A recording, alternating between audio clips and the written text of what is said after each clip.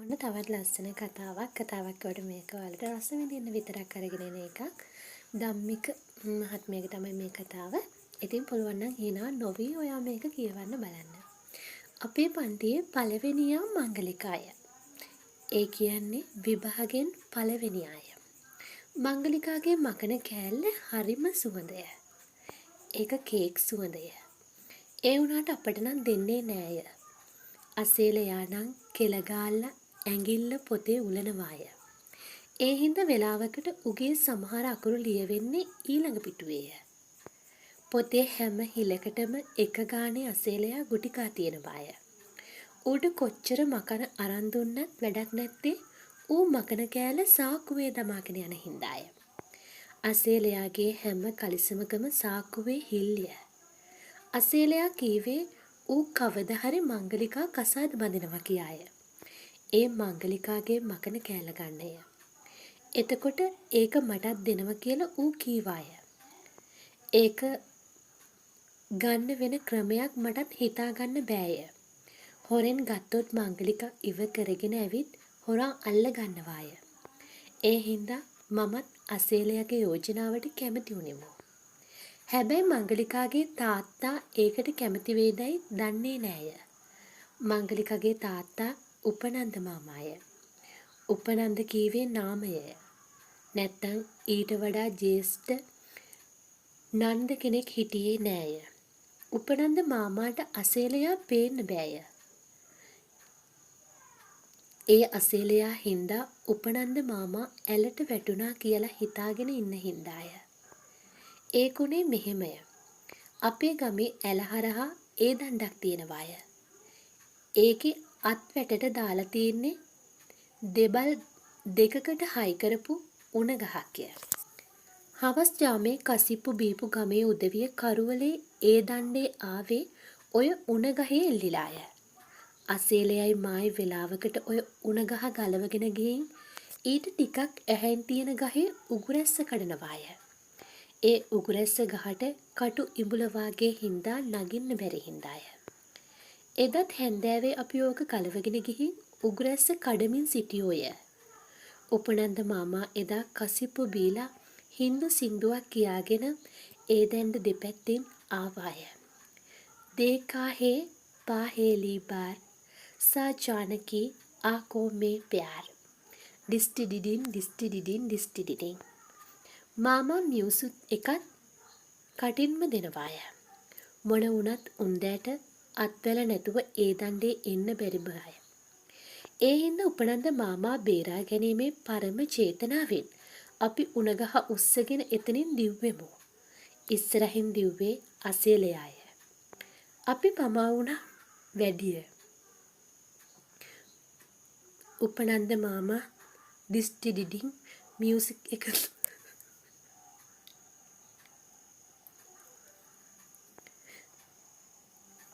දානකොටත් ඒ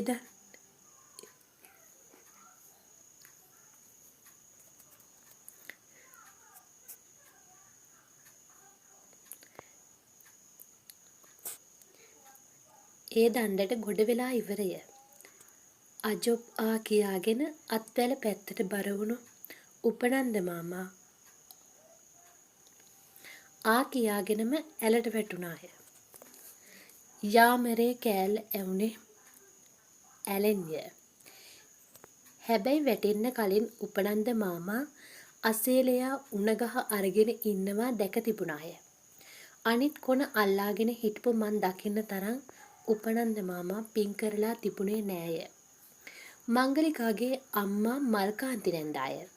සමහරු නම් එයාට නෝබඩි කියනවාය. ඒක උනේ එදා අබේ මාමා එල්ලිලා මැරුණ දවසේදීය. පාන්දර එතන ගමේ හැමෝම වට වෙලා හිටියාය. සමහරු මූණ හොදලාවත් හිටියේ නෑය. ගෑනු උදවිය නයිටිය පිටින්ම ඇවිල්ලාය. පොලිස් චිප් එක ඇවිත් නැවැත්තුවේ හරියටම මල්කාන්ති නැන්දා ඉස්සරහමය. ඒකෙන් බැහැපු OIC මහත්තයා කෝ බොඩිය කියන මල්කාන්ති නැන්දගෙන් ඇහුවාය. හිග්ගාපු මල්කාන්ති නැන්දා අත් දෙකෙන් පපුව වහගෙන ගෙදර දිව්වාය. OIC මහත්තයා ඒක දැනගත්තු හැටි ගැන අපි පුදුම වූවාය. එතුමා හොරකම් අල්ලලාම දැක්ක ගමන් එහෙම දේවල් පේනවා ඇතැයි අපි හිතුවෙමු. අනිත් ගෑනු උදවියත් OIC මහත්තයා මග ඇරලා ගියාය. අපේ ගණන් සර් ඇවිත් මේ පැත්තේ සර් කියලා මලකඳ තිබ්බ පැත්තට OIC මහත්තයා එක් කරගෙන ගියාය. ගණන් සර් BD දිසානායකය. BD කිව්වේ බන්දුල දහම් කියන එකය. එහෙම මිසක් BD බිව්වේ නැතිය. සර්ගේ ජම්මන්තර වෛරක්කාරයෝ අසේලයයි මායිය. ඒ සර් කියන විදියට අපි සර්ව ගුරු මණ්ඩලයේ ටීචර් ඉස්සරහා නිරුවත් කළා කියලාය. ඒක අපි හිතලා කෙරුවා නොවේය. එක අතකින් සර්ුත් ඒකට වැරදිකාරයෙක් වූවෙමු. ඒක සිද්ධ වුණේ අවුරුදු නිවාඩුවට පස්සෙය. අසේලයා තුන්හුලස් සතිඥාවක් ගෙනත් තිබුණාය. අපි දෙන්න ඊට කලින් ඒව පත්තු කරලා නැතිය. අපි දෙන්න ඒකත් අරගෙන ඉස්කෝලේ මිදුල කෙරවලට ගියෝය. එතන ඉඳන් පහලෙන් තිබුණු වැසිකිළිය උඩින් රතිඤ්ඤා පහලට විසි කරන්න පුළුවන් ය. එතකොට ඒක දාපු කෙනා කවුද? එතකොට ඒක අපි දාපු එකක් නෙවෙයි වගේ වෙනවාය. අසීලයා රචින්න කරලා අරගෙන ගිනි පෙට්ටිය මට දුන්නාය. මම නූල පත්තු කෙරුවෙමු. වැසිකිලි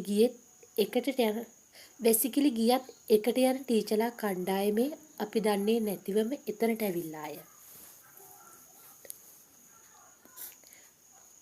පත්තු වෙන රතිඤ්ඤා කරලා අතේ තියාගෙන ඉන්නත් බැරිය. කලබලේට අසේලයා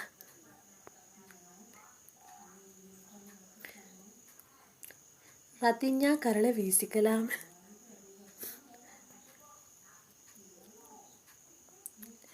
ඒක වැටුනේ වැසිකිලි වහලුටට. බැලම hina යනවා අර කියවන උතර ටික.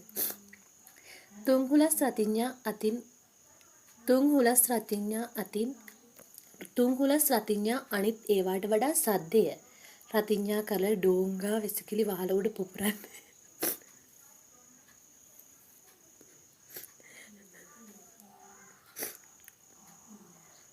කලිසමක් අතින් අරගෙන ඒකෙන් එළියට පැන්නේ ගණන් සර්ය.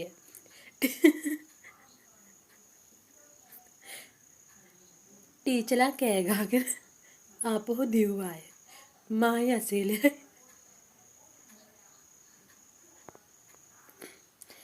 කෑ ගහන්න නැතුව දිව්වෙමු. ගණන් සර් නම් කොහෙවත් දිව්වේ නැති වුණාට එක දිගටම කුණුහරුප කීවා.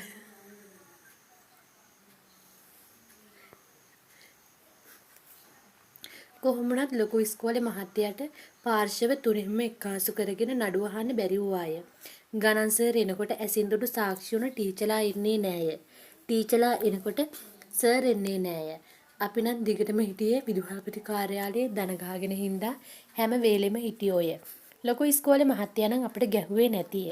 ඒත් අපේ තාත්තා ඇවිත් අසේලයටයි මටයි දෙන්නටම ගහලා ගියාය. අසේලයාගේ තාත්තද ඇවිත් අපි දෙන්නටම ගහලා ගියාය. ලොකු ඉස්කෝලේ මහත්තයා ටොයිලට් යන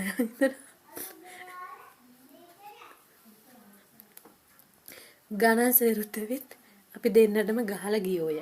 ටීචර්ස්ලා ටික ඇවිත් ගහන්න කලින් ඉස්කෝලේ ඇරියේ අපේ වාසනාවට වෙන්න ඕනේ. මේක hina නොවි කියවන්න හැකිනම් ඔබ දක්ෂයෙකි. මෙහි කතෘ ධම්මික ඒකනායක මහත්මයා. ඉතින් කතාව කියවන්න ඔයාලට විනෝදාස්වාදය සඳහා තමයි මේක දැම්මේ. කතාව කියලා අනිවාර්යයෙන්ම කමෙන්ට් එකක් දාගෙන යන්න.